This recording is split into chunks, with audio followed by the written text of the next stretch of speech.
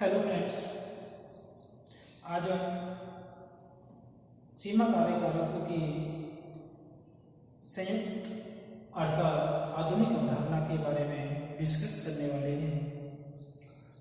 तो इससे पहले आपने सीमा कार्य कारकों की अवधारणा के रूप में एक तो लेविक का नियम,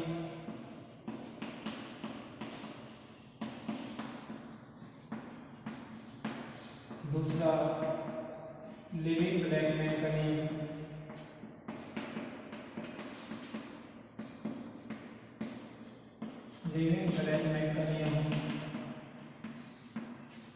तीसरा सेल्फबर्ग का सहनशीलता का नियम।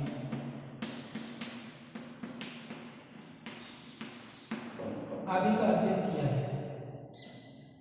लिविंग में क्या बताया था कि यदि पोषक तत्व, लिविंग में किसके सीमा कार्य कारक में किसको बताया?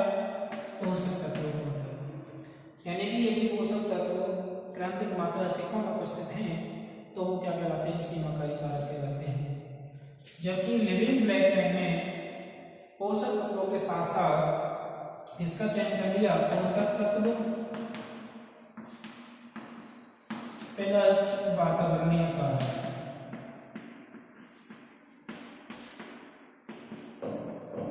अर्थात कि पोषक तत्वों के साथ साथ यदि वातावरणीय कारकों जैसे तापमान, आर्द्रता आदि की भी क्रांतिक मात्रा से कम उपस्थिति है तो वो भी क्या कहलाते हैं? सीमा कार्य कारक कहलाते हैं। तो इन्होंने ये बता दिया। तीसरा नियम जो है सीमा कार्य कारक की अवधारणा के रूप में सहनशीलता का नियम था। इस सहनशीलता का नियम क्या कहता है? जो सेल्फबर्ग ने दिया था, ये कहता है कि जो उपयुक्त दोनों पोषक तत्व और वातावरणीय कारक हैं, यदि ये सहनशीलता से कम या सहनशीलता से अधिक हैं, ठीक है, यदि ये सहनशीलता से कम और सहनशीलता दोनों से अधिक हैं तो ये क्या कहलाते हैं? ये क्या बन जाते हैं? सीमा कार्य कारक बन जाते हैं। यदि दोनों कारक क्या होते हैं? सहनशीलता से कम या सहनशीलता से अधिक हैं तो वो भी क्या बन जाते हैं? सीमा कार्य कारक बन जाते हैं। तो इसने एक शब्द उपयोग में लिया था, सहनशीलता। क्या होता है सहनशीलता? जैसे सपोज लीजिए, एक एग्जाम्पल ले लेते हैं हम। इसमें महाभारत से संबंधित एग्जाम्पल है कि जो शिशुपाल था, स्वयं एक सभा हो रही थी। उस सभा में शिशुपाल जो था कौरव की तरफ से शामिल था। वह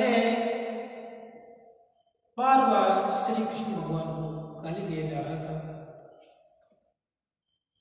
तो जो पांडव थे वो भगवान को उकसाने लगे कि हे भगवान कृष्ण, आपको शिशुपाल जो है बार बार गाली दिया जा रहा है, आप कुछ करते क्यों नहीं? उसने कहा कि इसकी 100 गालियां माफ हैं।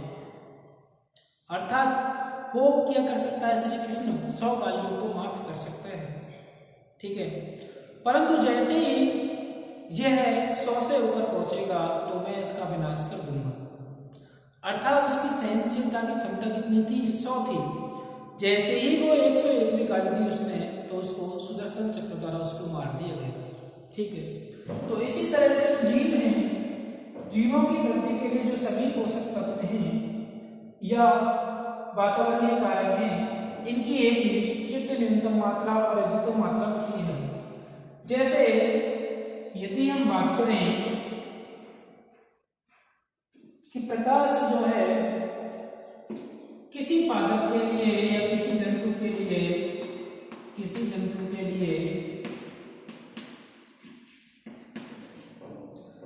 प्रकाश की मात्रा या तापमान, या तो तापमान ले लो या प्रकाश ले लो, तापमान उसको जीवित रहने के लिए न्यूनतम कितना हो? 5 हो, अधिकतम कितना हो? 24 हो। तो इससे क्या निकाल सकते हैं? ये सहनशीलता हुई इसमें। यानी कि यदि जंतु का तापमान 5 से कम होता है तो उसके जीव की वृद्धि अवरुद्ध हो जाएगी, और यदि 24 डिग्री सेल्सियस से उस दौरान भी उसकी जीव की वृद्धि रुक जाती है। तो यह सहनशीलता का अर्थ होता है। तो ये दोनों ही क्या कर सकते हैं, यदि कम है और ज्यादा हो जाते हैं दोनों बात पोषक तत्व और वातावरणीय कारक, तो भी क्या कहलाते हैं, सीमाकारी कारक बन जाते हैं। यानी पोषक तत्वों की जो सहनशीलता है कितने से कितने तक है, वो सहनशीलता से अधिक या कम हो जाते हैं तो वो भी क्या बन जाते हैं, सीमाकारी कारक बन जाते हैं, जिसे सैफर्ड का सहनशीलता का नियम कहते हैं। ठीक है, परंतु अब हम पढ़ रहे हैं आधुनिक अवधारणा के रूप में। तो आधुनिक अवधारणा क्या है, यदि तीनों को उपयुक्त तीनों को एक साथ मिला लिया जाए और मिलाकर के जो अवधारणा प्रस्तुत की जाए उसे हम क्या कहेंगे, सीमाकारी कारकों की संयुक्त अवधारणा कहते हैं। तीनों कारकों को मिलाकर के जो अवधारणा होती है वो क्या कहलाती है, सीमाकारी कारकों की संयुक्त अवधारणा कहलाती है, जिसे आधुनिक अवधारणा भी कहते हैं। ठीक है, इस जो आधुनिक अवधारणा है, इस आधुनिक अवधारणा में एक ऑडम साइंटिस्ट थे, ऑडम ने एक सुझाव दिया। ऑडम ने क्या सुझाव दिया कि भाई जो पोषक तत्व हैं उन पोषक तत्वों के साथ साथ इन वातावरणीय कारकों को भी सहनशीलता की कैटेगरी में शामिल किया जाए। अर्थात पोषक तत्व ही नहीं बल्कि वातावरणीय कारकों की भी सहनशीलता जीवों की वृद्धि को प्रभावित करती है। ठीक है, तो ऑडम ने ये बताया था। अब इस आधुनिक अवधारणा के अनुसार जो है सभी जीवों की सहनशीलता की जो रेंज होती है, सहनशीलता की परास जो होती है अलग अलग होती है, जिसे हम निम्न वाक्य के द्वारा समझा सकते हैं। ठीक है,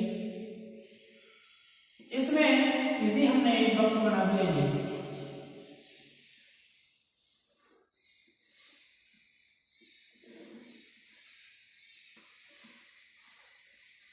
ये वक्त मिलेगा, ये इसका जो अधिकतम मान कहलाता है, जिसको हम क्या कह सकते हैं, ऑप्टिमम टेम्परेचर कह सकते हैं, ऑप्टिमम टेम्परेचर। ठीक है, ये इसका क्या है, न्यूनतम मान है, ये इसका अधिकतम मान है, ये लो, ये हाई। ठीक है, और ये इसका क्या होता है, ऑप्टिमम मान होता है। ठीक है, तो मान लीजिए किसी जीव की वृद्धि 5 डिग्री सेल्सियस से चल रही है, तो यहाँ पे ये समझ लीजिए 5 डिग्री, यहाँ पे 0 है, और एकदम किसका तापमान हुआ, मान लीजिए ये 15 डिग्री सेल्सियस पर अधिकतम वृद्धि कर सकता है, और कहाँ तक वृद्धि कर सकता है, 24 तक, तो इसके लिए 24 ही होगा। तो इनके लिए जो है सीमाकारी कारकों की अवधारणा के अनुसार क्या माना कि जीवों की वृद्धि के लिए जो सहनशीलता की क्षमता होती है, सहनशीलता की जो परास होती है, रेंज होती है, वो अलग अलग हो सकती है। ठीक है, तो जिन जंतुओं के लिए सहनशीलता की परास कम होती है जिस पोषक पदार्थ की, और एक बात देखिए सहनशीलता की परास एक तो पोषक तत्व प्लस वातावरणीय कारकों के लिए भी अलग अलग हो सकती है, और जंतु विशेष के लिए भी सहनशीलता की परास अलग अलग हो सकती है, और उस जंतु विशेष के लिए तत्वों की परास भी अलग अलग हो सकती है। तो जिनकी अधिकतम परास होती है, जिनकी अधिकतम परास होती है उसे हम यूरी शब्द जोड़ देते हैं, उसके आगे हम क्या जोड़ देते हैं, यूरी शब्द जोड़ देते हैं। जैसे तापमान है, किसी जंतु की वृद्धि के लिए अधिकतम तापमान आवश्यक है, तो उसको यूरी थर्मल कह देते हैं, उसको क्या बोल देते हैं, यूरी थर्मल, यानी अधिकतम तापमान में रहने वाला जंतु है।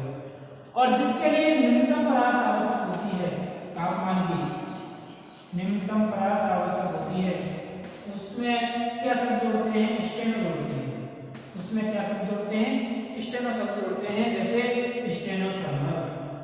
ठीक है, यानी कि ये कम तापमान सहन सकते हैं। तो इस तरह से जो है यह अवधारणा आधुनिक अवधारणा कहलाती है। इस अवधारणा के कुछ महत्वपूर्ण निष्कर्ष निकाले जा सकते हैं। जैसे एक जाति होती है वुड फ्रॉग। उस वुड फ्रॉग के अंडे 5 डिग्री सेल्सियस से लेकर के 24 डिग्री सेल्सियस तक अधिकतम वृद्धि कर सकते हैं। और यदि 5 डिग्री सेल्सियस से कम तापमान हो और 24 डिग्री सेल्सियस से अधिकतम तापमान हो तो इसके अंडे जो हैं तीव्रतम वृद्धि नहीं कर पाते हैं। तो इनके लिए जो अनुकूल एकदम से ऑप्टिमम टेम्परेचर हो गया वो 5 से 24 के मध्य हो गया। और इसी तरह से परंतु जो इसके वयस्क जीव होते हैं वुड फ्रॉग, वयस्क जो होता है उसके लिए तापमान की कोई सहनशीलता नहीं होती है, कोई सीमा नहीं होती है, केवल अंडों के लिए सीमा है। इसी तरह से एक साल्मन मछली है। साल्मन मछली समुद्री आवास में रहती है परंतु उसको अंडे देने के लिए स्वच्छ जल में जाना पड़ता है। तो इस तरह से उनकी जो सहनशीलता की क्षमता है वो अलग अलग होती है।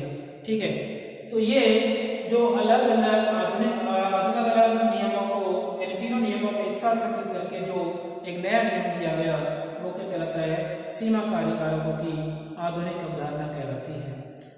तो जो अधिकतम परास होते हैं वो क्या कहलाते हैं, यूरी शब्द जोड़ दिया जाता है और निम्नतम परास के लिए स्टेनो शब्द जोड़ दिया जाता है। और जो इनका बीच का मान होता है वो क्या कहलाता है, ऑप्टिमम यानी अनुकूलतम शब्द होता है। ठीक है, अनुकूलतम तापमान, अगर तापमान के संदर्भ में लिया जाए तो अनुकूलतम तापमान कहलाएगा वो।